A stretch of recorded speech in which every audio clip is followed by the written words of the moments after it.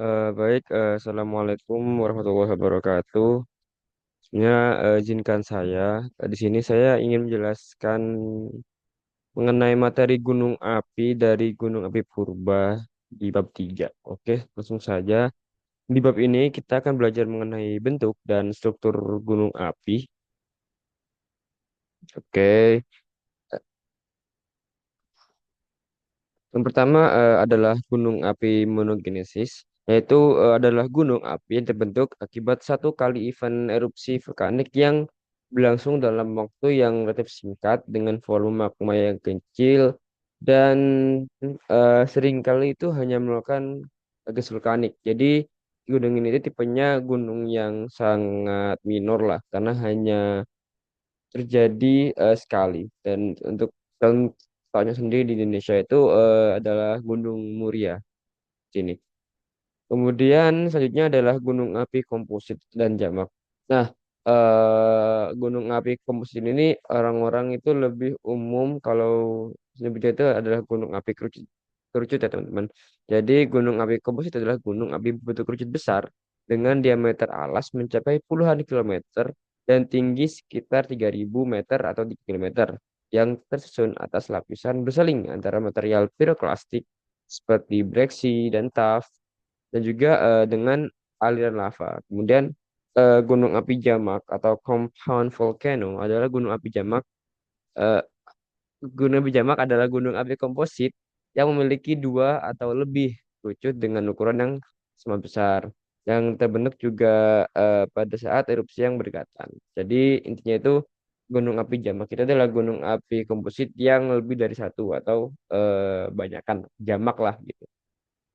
Nah, ini untuk contohnya sendiri, gunung api komposit itu gunung api yang itu berbentuk kerucut karena tertekan dari bawah oleh tekanan magma sehingga naik.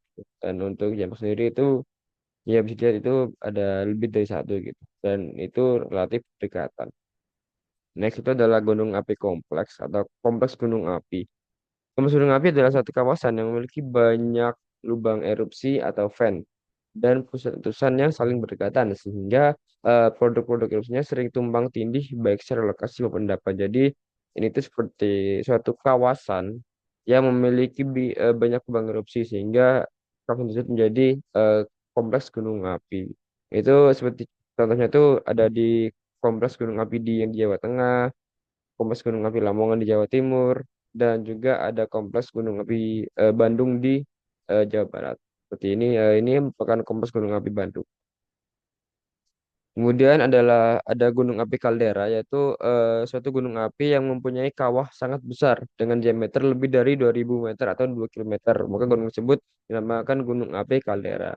Tapi kalau gunung api itu diameter kawahnya itu hanya kurang dari 2 kilometer atau 2.000 meter, itu hanya disebut sebagai kawah saja.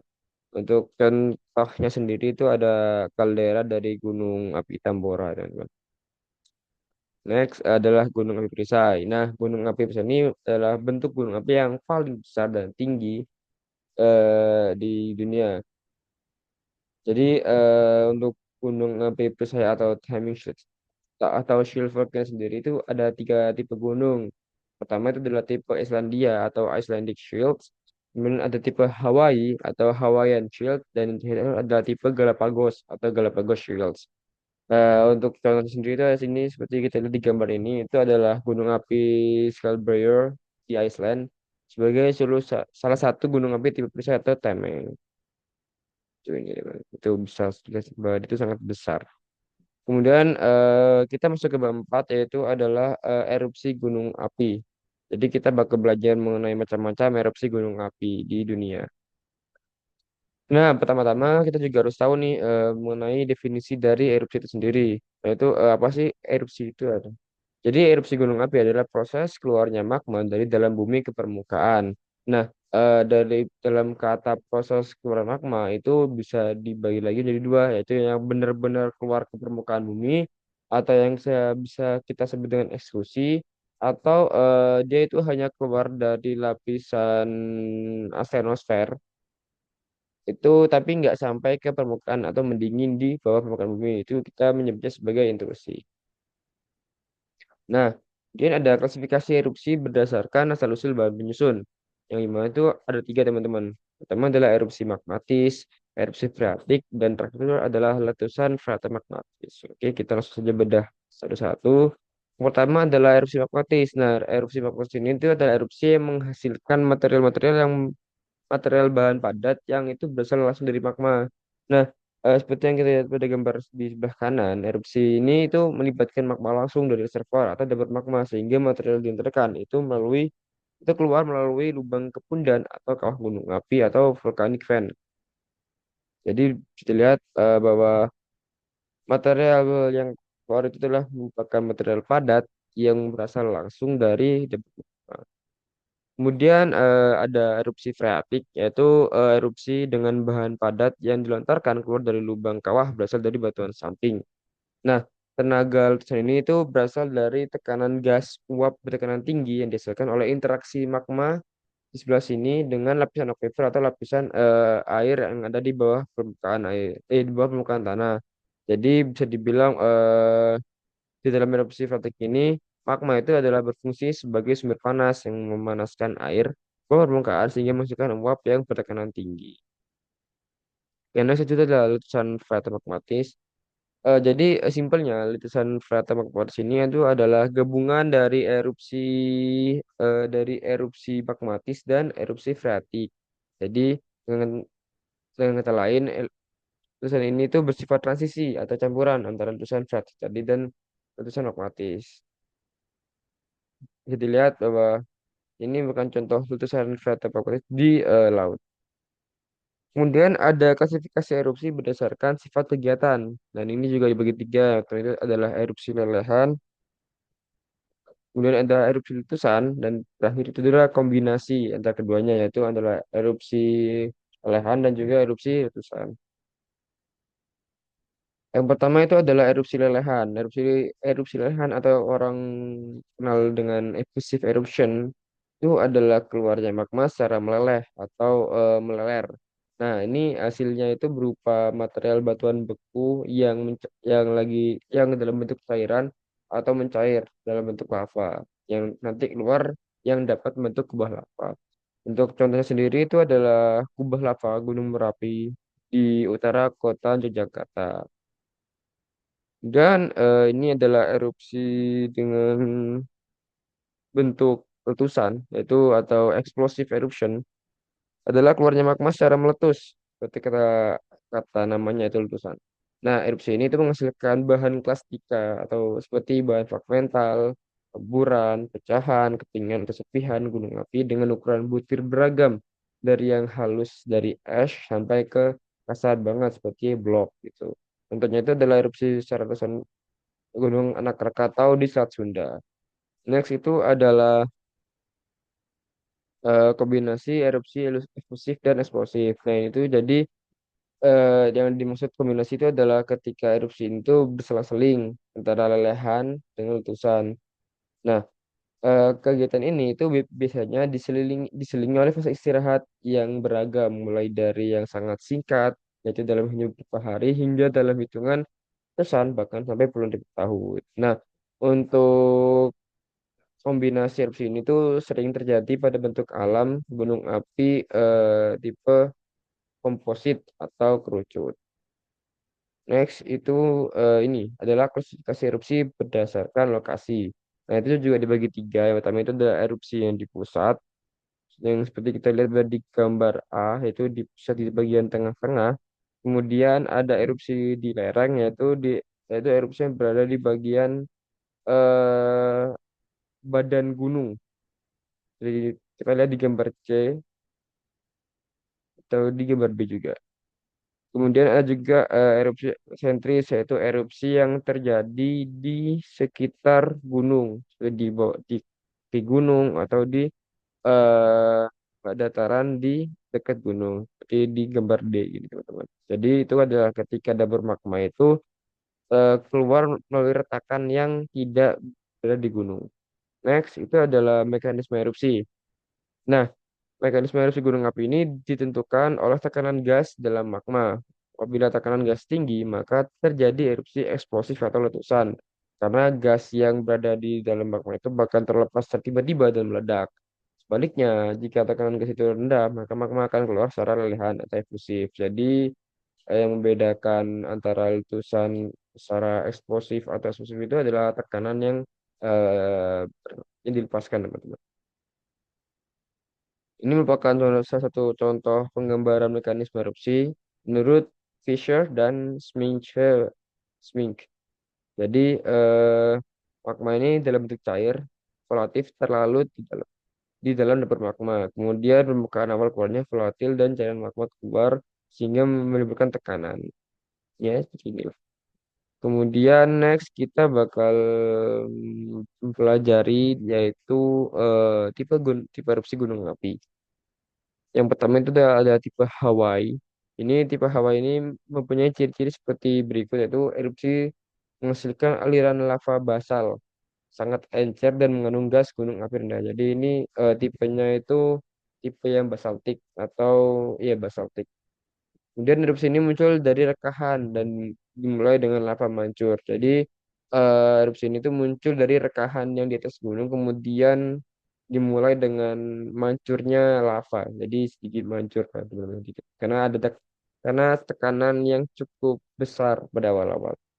Kemudian yang ketiga itu adalah jika lava mancur semakin melemah, sebagian besar lava akan keluar ke permukaan secara perlahan-lahan dan kemudian mengalir keluar dari kawah sebagai aliran lava. Jadi setelah tekanan yang cukup besar yang bisa menyebabkan rekahan dan sedikit mancur itu, maka tekanannya akan menurun sehingga yang keluar itu hanya berupa lelehan.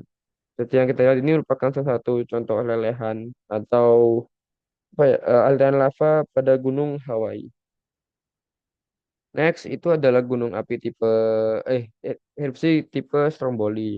Nah, tipe Stromboli ini itu khas pada Gunung Stromboli di Italia. Jadi namanya dari situ.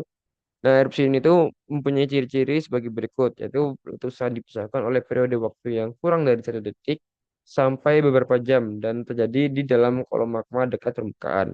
Kemudian pada malam hari atau cuaca gelap, dari kejauhan letusan terlihat seperti kembang api karena banyaknya material-material yang keluar atau terhempas keluar karena ledakan dari dalam gunung.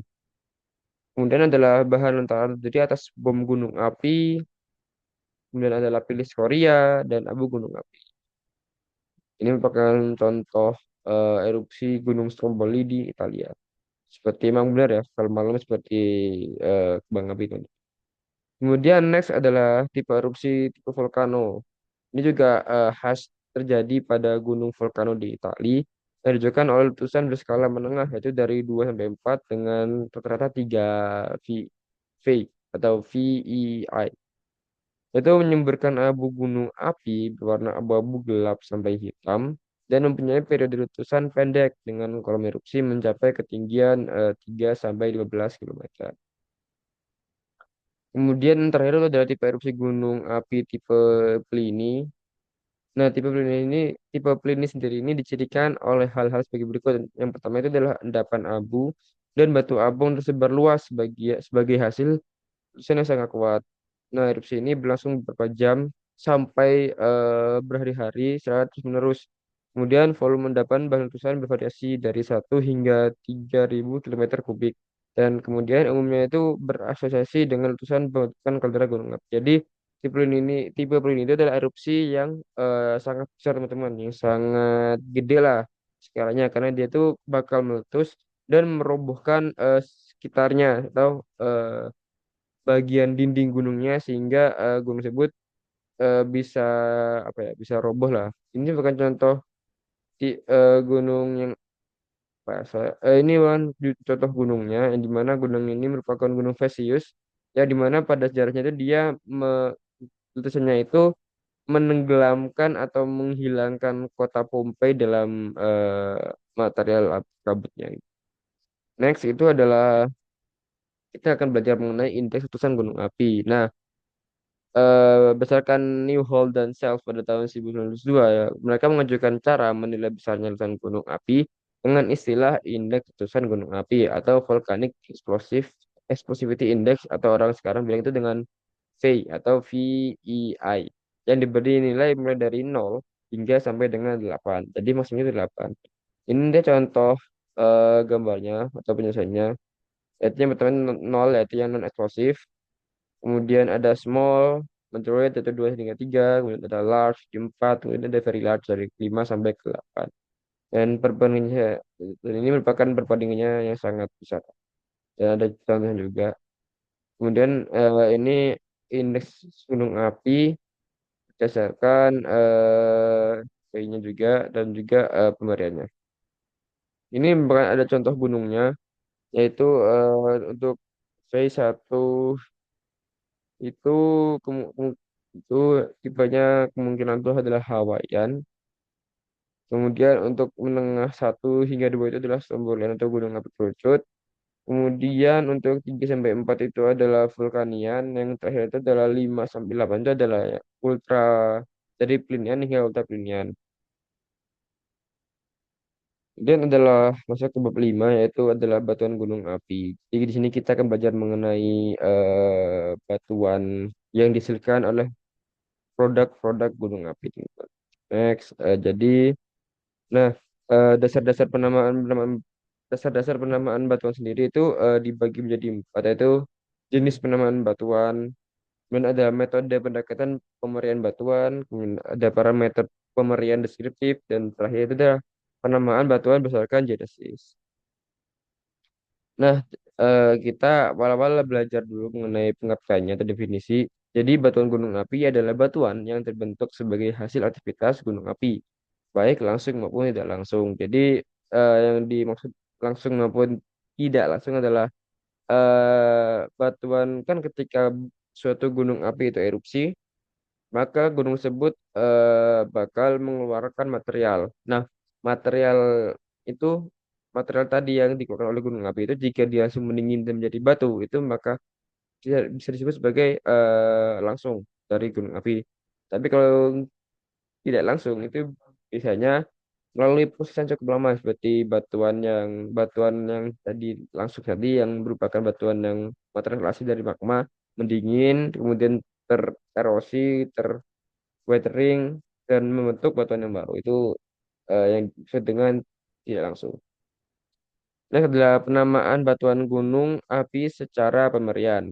Nah, ini bagi dua yaitu lava koharan atau koharan lavas dan batuan kestika gunung api atau volcanic acid rocks.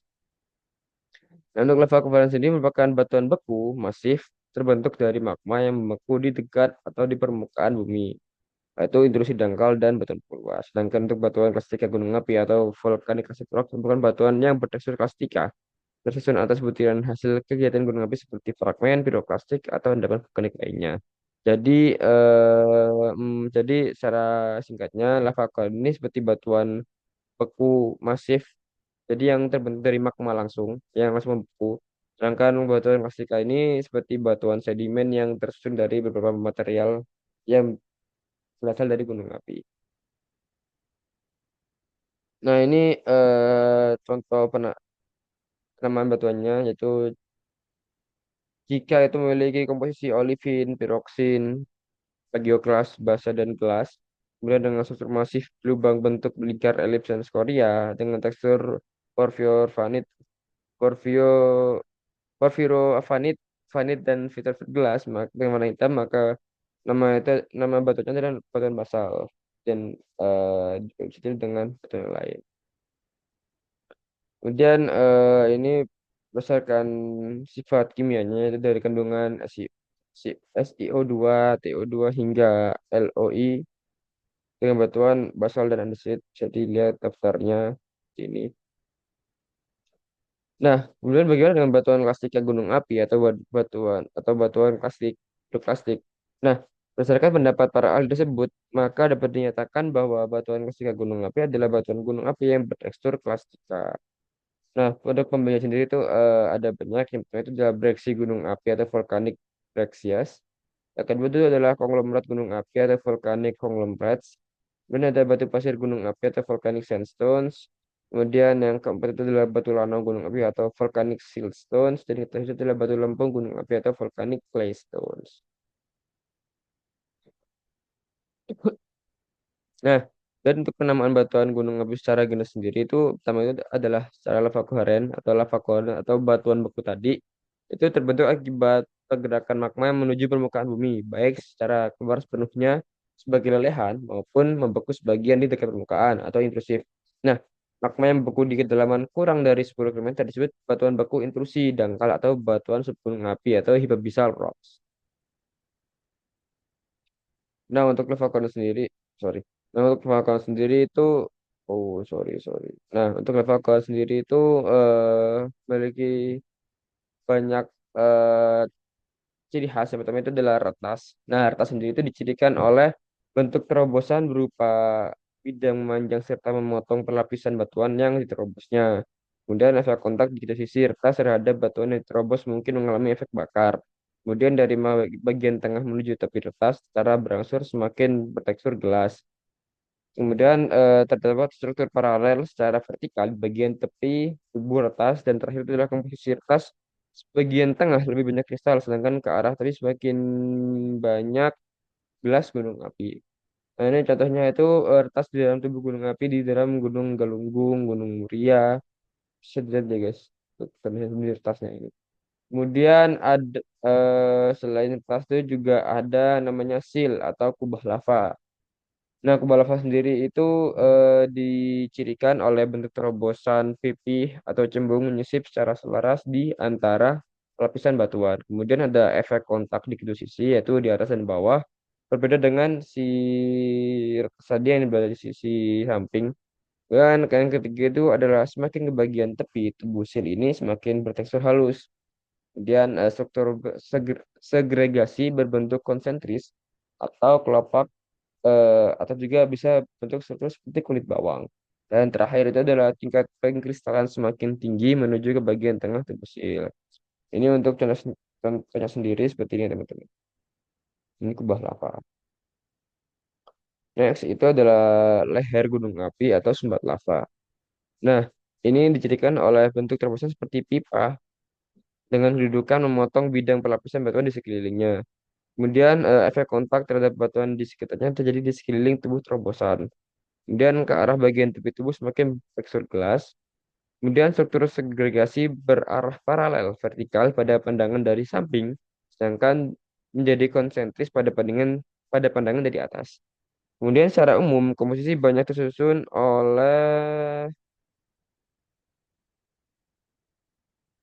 sorry eh, oleh apa ya? Oleh gelas karena ukurannya relatif kecil. Ini contohnya seperti yang saya taruh pada gambar. Kemudian itu adalah ciri-ciri adalah kubah lava. Nah, kubah lava ini berbentuk ideal seperti kubah pada umumnya. Kemudian ada efek kontak hanya dengan terjadi dengan batuan yang ditindih. Kemudian yang ketiga itu adalah tekstur batuan semakin kristalin ke bagian tengah tubuh kubah. Kemudian pada bagian permukaan kubah dijumpai struktur lubang dan rekahan yang berpola radier menjauhi pusat kubah. Dan terakhir eh, bila belum tererosi pada permukaan kubah yang terbentuk di dasar laut dalam terbentuk rak kaca atau glacial crust dan atau hyaloclastite. Ini contohnya. Next itu adalah eh, aliran lava bongkah. Nah, ini tuh dicirikan dengan bentuk bahan aliran seperti memanjang atau seperti kipas. Ini kipas, ini aliran. Kemudian ada efek kontak hanya terjadi pada batu yang ditindihnya. Kemudian tekstur permukaan sangat kasar seperti itu. Teman-teman lihat, ini sangat kasar dan bentuknya berbongkah-bongkah. Kemudian bagian atas membentuk struktur berlubang, semakin encer dan bahasa bentuk lubang menyerupai elip yang berguna untuk menunjukkan arah aliran. Nah, itu adalah aliran lava berbentuk bantal. Ini. Nah, ini dijadikan dengan bentuk panjang agak membulat seperti bantal guling atau sosis, sekaligus menunjukkan struktur aliran. Kemudian di bagian permukaan tubuh aliran terdapat kulit kaca, sedangkan ke arah tengah semakin banyak kristal atau paling tidak berstruktur avanitis. Dan terakhir itu adalah struktur rekahan dan aliran terdapat di permukaan, sedangkan dari penampang terlihat struktur konsentris dan rekahan radial. Kemudian itu adalah penamaan batuan api secara genesis dari batuan klasik atau gunung. batuan klasika gunung api. Nah, berdasarkan asal-usul proses fragmentasinya, genesis batuan klasika gunung api dibagi lagi menjadi empat kelompok, yaitu batuan beku autoklastika, kemudian ada batuan piroklastika, batuan kataklastika, dan terakhir adalah batuan epiklastika. Nah, ini bisa teman-teman lihat jadi ciri-ciri endapan jatuhan piroklastika, jadi pola distribusi, sedimen, tekstur, komposisi, dan asosiasi batuan dan fasiasnya. Next adalah ciri-ciri endapan aliran piroklastika. Di polyglot itu memiliki pola sebaran menuju ke arah tertentu. Kemudian untuk memiliki struktur endapan membentuk struktur tidak memiliki struktur dalam. Kemudian untuk teksturnya sendiri itu memiliki serasi buruk dan yang lain. Bisa teman-teman baca di teks yang saya taruh. Dan untuk ciri-ciri endapan seruakan piroklastika sendiri itu memiliki ciri-ciri seperti berikut, yaitu pola distribusi menyebar ke segala arah, kemudian pergerakan secara lateral dengan ketebalan sangat tipis. Kemudian untuk struktur sedimennya sendiri itu memiliki struktur lapisan seksior di bagian tengah, kemudian membaji dunes, anti dunes, dan di bagian distal berupa laminasi. Kemudian untuk teksturnya sendiri itu memiliki setasi yang baik. Kemudian untuk ukuran butir abu memiliki sampai lapili. Kemudian untuk komposisinya sendiri itu bisa berupa andesit, riolit, atau kadang-kadang mengandung arang kayu halus. Nah, kemudian adalah penamaan tuf. Secara pemerian, tuf atau tuffs adalah batuan gunung api bertekstur klastika, ukuran butir kurang lebih kecil dari pasir, lebih kecil sama dengan pasir, kemudian tersusun oleh gelas, kristal yang merupakan dari mineral membentukkan batuan beku dan atau fragmen batuan beku luar seperti basal andesit, dasit atau riolit dalam berbagai proporsi. Nah, berdasarkan ukuran butir sendiri, TIF itu dapat dibagi menjadi tiga, yaitu kasar, yaitu berukuran butir pasir, yaitu batu atau kita kenal sebagai batu pasir TAF. Kemudian ada TIF halus, yaitu berukuran butir lanau lempung, seperti batu lanau tuf dan batu lampung tuf. Dan terakhir adalah dapat juga disebut sebagai batu pasir gunung api, batu lanau gunung api, atau batu lampung gunung api sesuai dengan ukuran butir penyusun yang dominan. Nah, berdasarkan komposisi butiran, tuf juga dibagi menjadi tuf gelas atau victory tufts, kemudian ada tuf kristal atau kristal tufts, kemudian ada tuf batu atau litik tufts, kemudian ada tuf gelas kristal atau kristal vitrik tufts, dan terakhir itu adalah tuf kristal batu atau litik kristal tufts dan lain-lain. Nah, juga ada nih berdasarkan komposisi kimia. Nah, batuan beku tuf ini dibagi lagi menjadi lima. Itu ada tuf violet atau dioletik tuf dengan kandungan silika itu lebih dari 65%. Kemudian ada tuf dasit atau desitic tufts dengan kandungan silika itu 63 sampai 68%. Kemudian ada tuf andesit yaitu atau orang sebut dengan andesitic tufts dengan kandungan silika itu 57 hingga 60%. Kemudian ada tuf andesit basal atau basaltic andesit tufts dengan kandungan silika dari 53 hingga 57%. Dan terakhir adalah tuf basal atau basaltic tufts dengan kandungan silika paling rendah yaitu 45 sampai 53%. Nah, kemudian kita belajar mengenai pengertian secara genesis. Nah, secara genesis atau asal usulnya, itu sendiri adalah batuan yang tersusun oleh bahan hasil kegiatan atau letusan gunung api, baik secara langsung atau primer maupun tidak langsung atau sekunder atau rework berbutir halus, yaitu eh, kurang dari 2 milimeter yang disebut abu atau debu gunung api atau orang-orang bilang itu volcanic ash atau dust. Nah, untuk baik secara eh, primer tuff ini atau orang bilang letusan gunung secara primer itu disebut piroklastika atau hidroklastika, fragmatika itu terdiri atas tuff aliran piroklastika, tuff jatuhan piroklastika, kemudian ada tuff seruakan piroklastika, dan terakhir itu adalah tuff terlaskan atau welded tuffs. Jadi ini tuh yang kayak bilas gitu teman-teman. Kemudian ada penamaan breksi gunung api. Breksi gunung api atau volcanic breccias adalah batuan gunung api bertekstur plastika tersusun oleh kepingan berbentuk menyudut, berbutir kasar, yaitu lebih dari 2 mm, dan kemudian biasanya itu tertanam di dalam matriks atau massa dasar berbutir halus.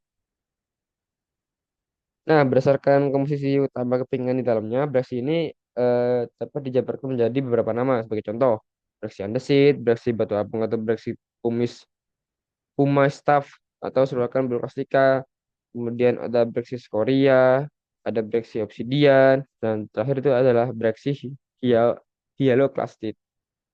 Nah, Brexit Gunung Api sendiri itu merupakan batuan hasil fragmentasi oleh suatu sebab sehingga menjadi kepingan-kepingan bentuk gunting. Nah, berdasarkan proses berdasarkan proses fragmentasinya, reaksi gunung api ini dibagi menjadi 4 kelompok, yakni bereaksi piroklastika atau hidroklastika, kemudian ada bereaksi autoklastika, kemudian ada bereaksi kataklastika, dan terakhir itu ada bereaksi epiklastika. Nah, mungkin sekian dari saya. Saya mohon maaf sebetulnya bila ada yang kurang atau mungkin penjelasan saya lebih terlalu cepat. Dan saya ucapkan juga terima kasih karena sudah menonton. Sekian dari saya. Wassalamualaikum warahmatullahi wabarakatuh.